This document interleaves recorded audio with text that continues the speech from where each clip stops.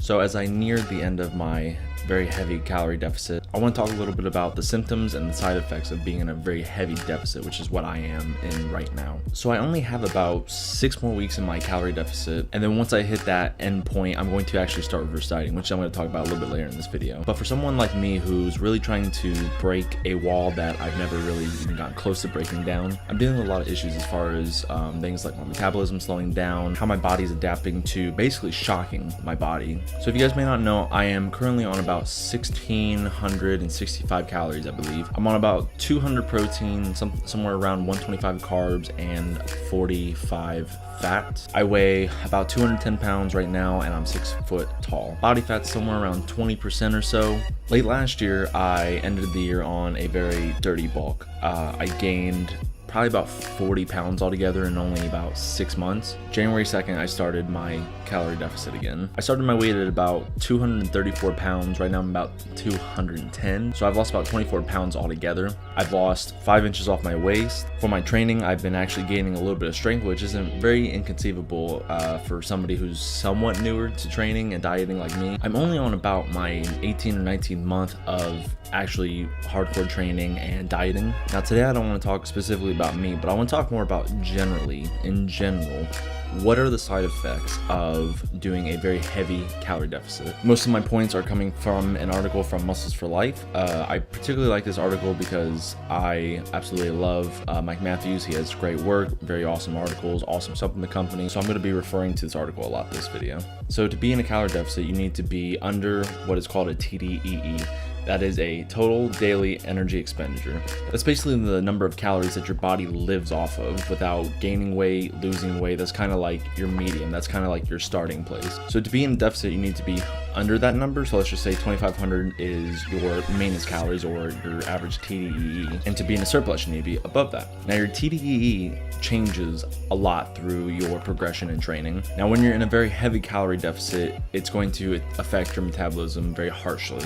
Now, quoting from this article, Muscles for Life, during a calorie deficit, your basal metabolic rate slows down. Basal means forming a base, fundamental, and your basal metabolic rate is the amount of energy your body burns while at rest. The biggest energy hogs in your body are the organs and muscles. When you place your body in calorie deficit, hormonal adaptations occur that causes your body to burn less energy while at rest. The major hormones influencing these adaptations include leptin, adrenaline, thyroid hormones, and testosterone, which are all unfavorably affected by weight loss. So what a lot of people don't understand is there's a point where you're literally starving yourself and you're in a calorie deficit.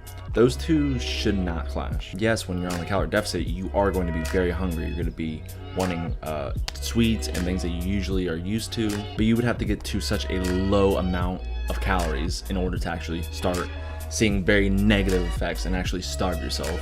One of the harder parts of figuring out how many calories you should be on is totally up to your TDE, which is always moving. So it feels like it's always gonna be different. But remember, our bodies are very smart and can adapt. So if you're not dropping your calories to such a crazy low number, you're not really gonna see any metabolic damage. What you're gonna actually experience is just metabolic adaptation. I know personally, as I get further into my calorie deficit, I am seeing a lot of side effects as far as I'm not sleeping very well. I'm craving foods like crazy. My training is actually staying about the same. I don't see much of a difference when I'm actually training, but my strength is actually staying about the same or actually going up on some of my lists, which I'm very happy about.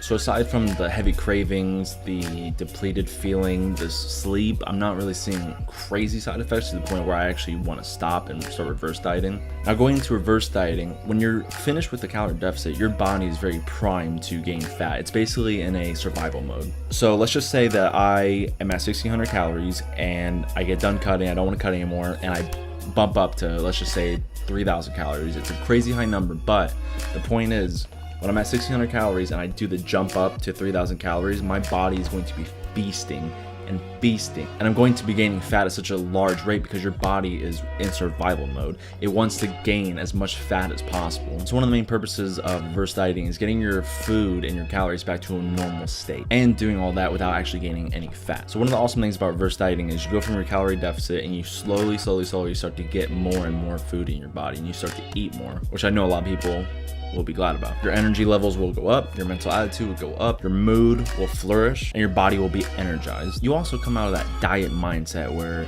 you're trying to get such a low number and you're trying to hit your macros and your calories perfect, you start to come into a slightly more lax state of mind. As far as training goes, you start to see your strength come back, the depleted feeling in the gym starts to go away, and you just generally feel better. Now I'm going to link this Muscles for Life article in the description below. Now, just reading off this article, the steps to start reverse dieting is to engage in heavy resistance training, weightlifting ideally 3 to 5 times per week. 2 key benefits for your metabolic rate is it speeds it up in the short term, burning a significant amount of post-workout calories, and it builds muscle, which speeds up your metabolic rate in the long run. You also need to eat a lot of protein. Now, the article recommends that you eat 1 gram per pound of body weight of protein. I generally go from 0.8 grams per pound to 1.2 grams per pound. So personally for me, as a 210 pound person, the lowest I probably would go is, I'm awful at math, but I would probably go about 170 minimum for my protein. Next step is to slowly increase your calories each week until you've reached your total daily energy intake. Start your reverse diet by increasing your daily caloric intake by 150 calories and then increase it by 150 calories every 7 days. For example, I end my cuts around 2,000 calories per day and I start my reverse diets with about 2,150 calories per day. And then a week later, I increase my daily intake to 2,300 calories and so forth until I reach my TDE. Now, once again, I'm going to link this article in the description down below. Now, if you like this video at all or I helped you in some sort of way, please leave a like down below.